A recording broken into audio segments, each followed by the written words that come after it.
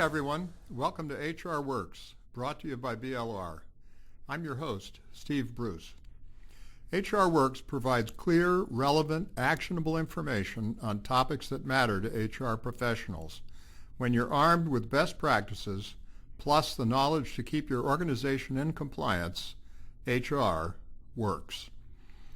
I think it's easy to agree on two things. It's getting harder and harder to recruit great employees, and social media are playing a major role in recruiting. And the question is, how can we leverage our social media profiles and presence and activity to support our recruiting efforts?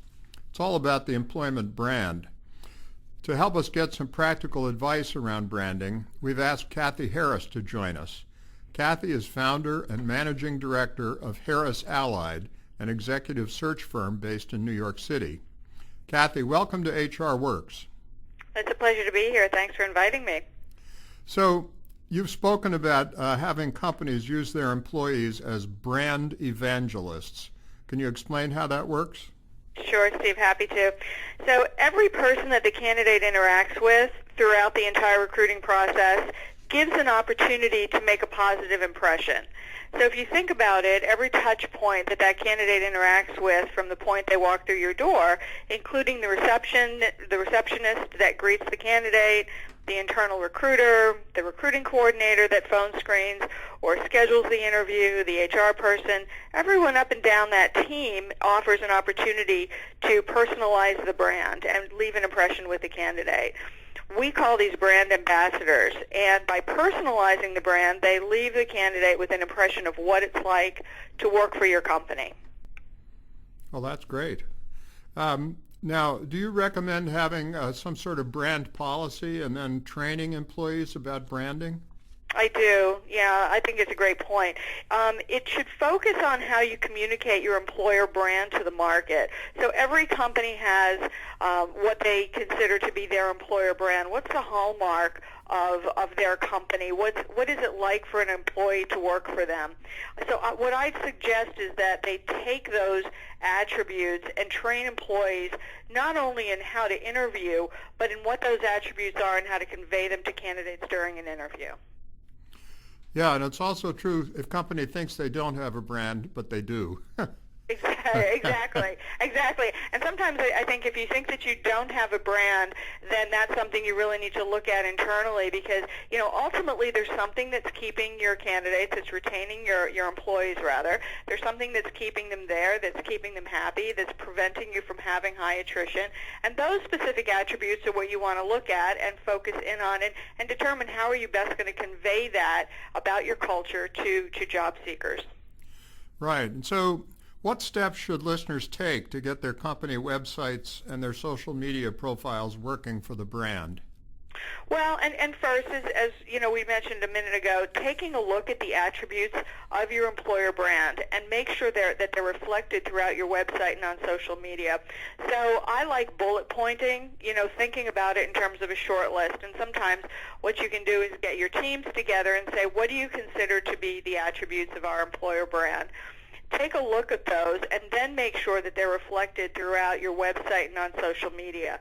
So just to give you sort of a sense of how this is reflected in your company website, if you feel that your company is very, very nimble and able to work efficiently and react or respond to the market quickly, but your candidate goes to the company page and it's hard to navigate or it's out of sync with the time, maybe job postings are not up to date.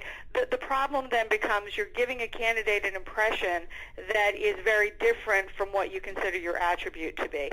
So I suggest looking and seeing, as far as your social media and your website is concerned, is everything in sync? In other words, is your career page, is it easy to find on your website? Is it easy to sort by location and by the type of job? Is your LinkedIn page, is that message, is that consistent with your website? We also suggest that all employees share the same kind of information about the company on their LinkedIn pages. Sometimes what you'll find is that different employees will have different ways of describing the company, and you want to make sure that whatever your key attributes are, that you've got that consistently messaged throughout all of your social media. So then, how do you carry that over into how you train your recruiters and how your hiring managers work when they're conducting interviews? So you want to make sure that those attributes are really integrated throughout the interview process. And the best way to do that is for your interviews to, first of all, your interviewers should be aware of what those attributes are. And then they should be prepared to discuss with candidates what it's like to work for the company. How are those attributes conveyed? So, in other words, if one of your key attributes is collaboration, and we work in a collaborative team environment, how do they communicate that? Is it a matter of sort of where they sit and how they work together? Do they have regular meetings? But how is that conveyed? What does that mean in terms of a day in the life of an employee working for your company? You want to have them discuss more than just specific job duties. You want to give them a sense of your culture. Okay, that makes good sense. Now, I understand you recommend maybe a sort of old-fashioned idea that everybody should get a thank you note that applies to your organization. Well, I think a thank you email is really a good thing to do, and we have many clients that do this as a matter of sort of regular practice, and it really does two things. So first, it lets the candidate know that their resume has been received. More times than not, the resume is received electronically through a portal, and sometimes a job seeker doesn't have any idea if the resume has been received or not, if it just sort of winds up landing somewhere and they don't receive a response. And then the second thing that it does, a thank you email gives a positive first impression of your company. So I'm wondering, we're talking about this consistent message, and you recommend that that should be reflected in job postings and talking points. And I'm wondering, should there be an elevator pitch that everybody in the company knows? Yes, I think it's really helpful. It ensures that everyone's on the same page and that they're consistent with your company messaging. The elevator pitch can include things, and I think some of the things that are sort of overlooked, the things you can include are things like the industry position, what's your hallmark? So in other words, are you a leader in your industry? And if so, if you've been a leader in your industry for, let's say, an extended period of time, what are some of your recent wins? So what have you done lately? How do you demonstrate innovation throughout the industry and throughout the company? What are some of the technical innovations? So if it's, for instance, a technical candidate, and we do a lot of work in the technical space, it's the majority of the candidates that we represent these days are technical candidates. So what are some of the technical innovations? What are some of the new and emerging technologies that you might be working with? Those can be woven into your elevator pitch, along with things like industry awards and customer satisfaction surveys and things like that. Well, that's very helpful. Now I'm wondering what you recommend companies can do to address negative postings. Maybe a disgruntled employee or an ex-employee or a customer posts something on a Twitter feed or on a site like Glassdoor. I guess there are two parts to this question. First, in general, how do you respond as a company? And then how do you address these negative comments during an interview? So I think as far as responding as a company, in terms of your external communications, that depends on the nature of the complaint, and I suggest deferring to your PR person or whoever manages your external corporate messaging, and that, if there is, let's say, a legal action that's pending or something like that, that's going to be something that needs to be decided internally in terms of messaging by sort of probably a group of people, and then your people need to know what they can say and what they can't say about it. It may just be something that they can't talk about, but that certainly needs to be conveyed.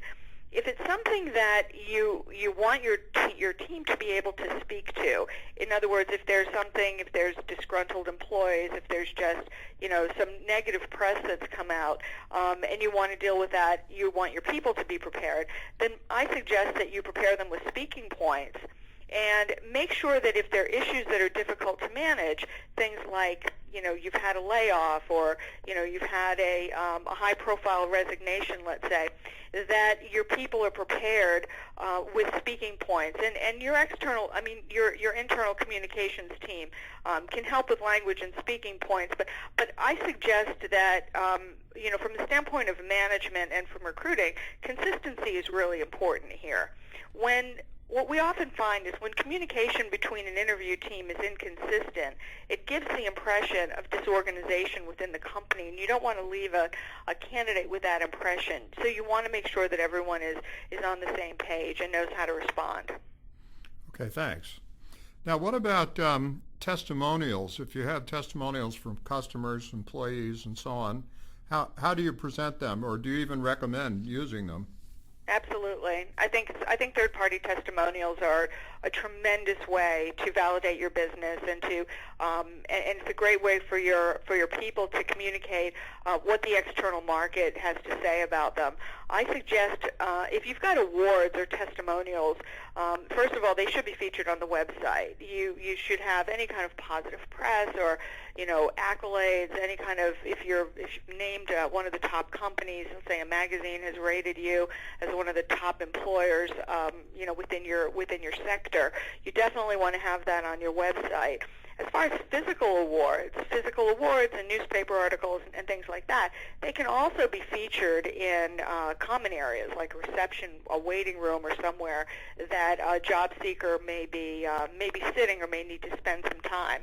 It's a good way for them to get a sense before they go into an interview of some of the awards and where you are as far as your industry is concerned.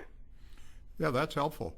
Now, what role should the CEO and other members of senior management play in your brand building and recruiting?